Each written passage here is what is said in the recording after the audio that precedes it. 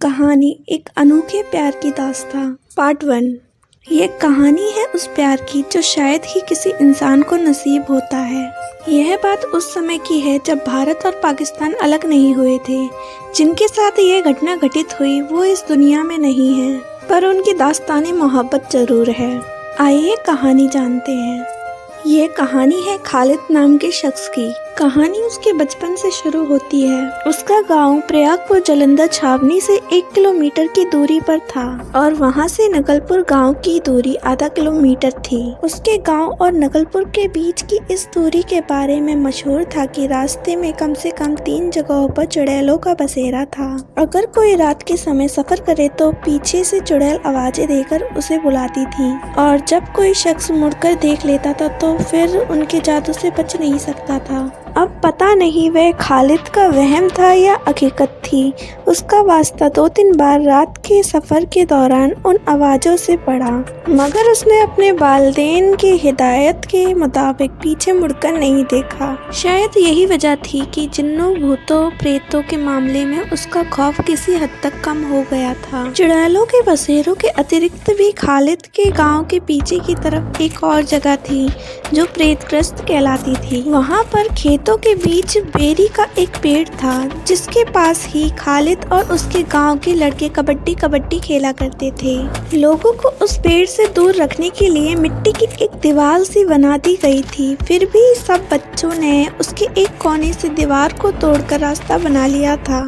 एक बार कबड्डी खेलने के दौरान खालिद की नजर अचानक ही उस मिट्टी में एक सुराख पर पड़ी जिसमें से ततैया अंदर बाहर आ और जा रही थीं। अपनी उस कम उम्र के कम अकली के वश में होकर खालिद ने एक ढेला उठाकर उस सुराख के ऊपर दे मारा। ढेला लगने से 4-5 ततैया मौकाए वारदात पर ही अल्लाह ताला को प्यारी हो गई, जबकि कुछ भाग्यशाली जख्मी भी हो गई थी। उस शरारत को करने के बाद इस हैरत अंगेज मंजर को खालिद बड़ी ही हैरानी और उत्सुकता से देख ही रहा था कि उसको ऐसा महसूस हुआ कि जैसे किसी ने उसके श्रीमुख पर एक जोरदार चांटा शरद पवार की तरह खींच कर दिया हो और वह उसी जगह पर गिरकर बेहोश हो गया। वहां पर मौजूद सभी कबड्डी खेलने वाले लड़के खालिद को बेहोश देखकर परेशान हो गए और तुरंत ही उन्होंने खालिद को उठाकर घर पर पहुंचा दिया। माँ और दादी खालिद को बेहोश देखकर घबरा गईं और रोना पीटना शुरू कर दिया। जब उन्होंने खालिद को लाने वाले लड़कों से सारा मांजरा सुना तो तुरंत गांव के एक ओझा को बुलवाया। उसके इलाज रूपी कोशिशों से काफी देर के बाद खालिद को होश आया।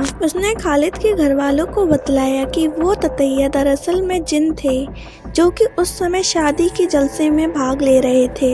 इस बच्चे ने जो ढेला मारा था उससे लगने से एक ही खानदान का प्रमुख जिन और उसकी 2 बेटियां और एक जवान बेटा मारे गए थे। उसकी बीवी इस हमले के दौरान जख्मी हो गई थी, जबकि उसकी एक बेटी जो कि अंदर प्रवेश कर चुकी थी वो बच गई थी। उसी ने इस बच्चे को मारने की कोशिश की थी, लेकिन अच्छी किस्मत के बलबूते पे यह बच गया। उस ओझा ने लगातार 7 दिन तक आकर के खालिद का इलाज किया और फिर खालिद की बाजू पर एक काला धागा इस चेतावनी के साथ बांधा कि यह टूटने न पाए। इसी दौरान मुल्क का बंटवारा हो गया तो खालिद और उसका परिवार पाकिस्तान में सक्खर चले गए। सक्खर में 2 साल के बाद 5वीं कक्षा में दाखिले के बाद पढ़ाई से मन बेजार होने के कारण खालिद के पिता ने खालिद को एक ओवरसियर के साथ हेल्पर लगा दिया था। एक दिन घर से निकलते समय दरवाजे में लगी हुई कील से खालिद की बाजू जख्मी होने के साथ साथ वो पवित्र धागा भी टूट गया।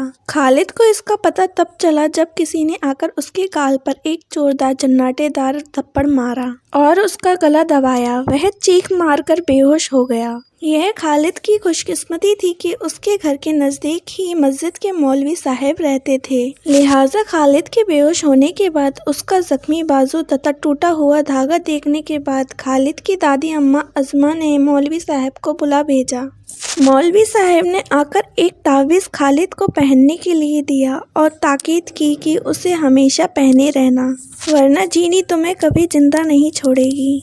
इसके अलावा उन्होंने यह भी कहा कि मेरा इल्म इतना ही है, मैंने तुम्हें उससे महफूज कर दिया है, मगर तुम किसी बड़े आमिल तांत्रिक के पास जरूर चले जाना। इस घटना के कुछ अरसे के बाद खालिद ने खरात का काम सीखना शुरू कर दिया था। एक रोज खालिद के पिता को उनके ओवरसियर ने एक अंग्रेज साहब की गाड़ी को ठीक करने के लिए उनके बंगले में भेजा, जो कि वहां से कुछ फासले पर कॉलोनी में बना हुआ था।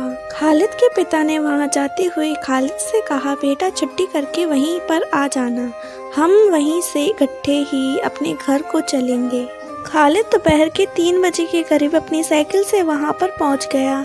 उस बंगले में अंग्रेज साहब अपनी बीवी और बेटी के साथ रहते थे। जब खालिद वहां पर पहुंचा तो वह लड़की वहां पर झूला झूल रही थी और खालिद के पिता गैराज में मोटर ठीक कर रहे थे।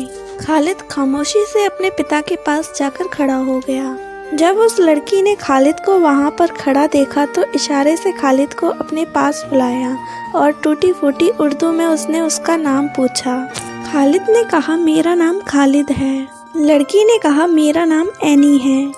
और खालिद से पूछा, तुम झूला झूलेगा? खालिद के सिर हिलाने पर वह झूले पर से उतर गई। फिर वह दोनों बारी बारी से उस झूले पर झूलते रहे। इसके बाद खालिद की उस लड़की से अच्छी खासी दोस्ती हो गई।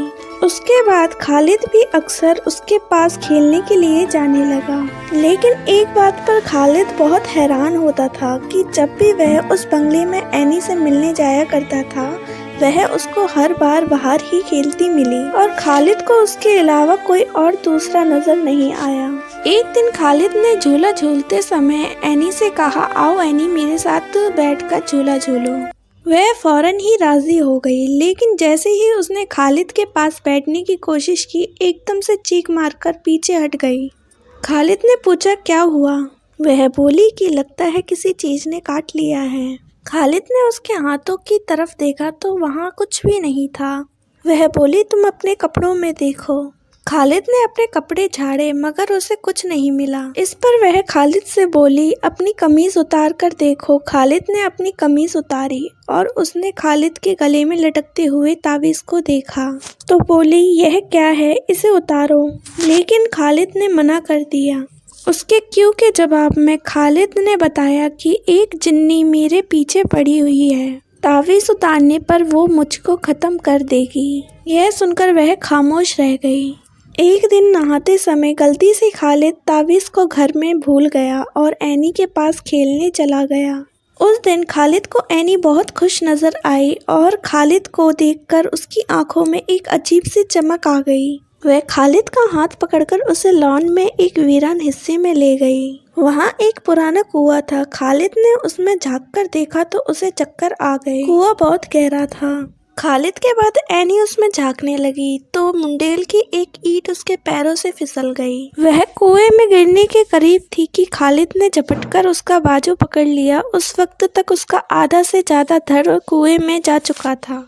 उसकी वजन की वजह से खालिद के पैर भी उखड़ रहे थे, मगर खालिद ने एड़ी चोटी का जोर लगाकर बड़ी जद्दोजहद के बाद उसे बाहर खींच ही लिया। इस पर वह खालिद की आभारी हुई और उसे शुक्रिया अदा किया। दूसरे दिन जब खालिद उस बंगले पर गया तो एनी से उसकी मुलाकात नहीं हुई। आखिर कई रोज के बाद खालिद ने बंगले वाले अंग्रेज से एनी के बारे में पूछा तो वह बोला, हमारी तो कोई बेटी नहीं है, हम दोनों मियाँ बीवी ही यहाँ पर रहते हैं। यह सुनकर खालिद को बहुत हैरत हुई। आखिरकार एनी कौन थी, कहाँ से आई थी और कहाँ गई? अचानक से वह कैसे गायब हो गई? कहानी में आगे क्या हुआ, इसे जानने के लिए जुड़े रहें और पार्ट 2 का इंतज़ार करें। और भी कहानियों के लिए हमारे चैनल को सब्सक्राइब करें, वीडियो को लाइक करें, शेयर करें और कमेंट बॉक्स में कमेंट भी करें। जब तक हम मिलते हैं इस कहानी के पार्ट 2 को लेकर।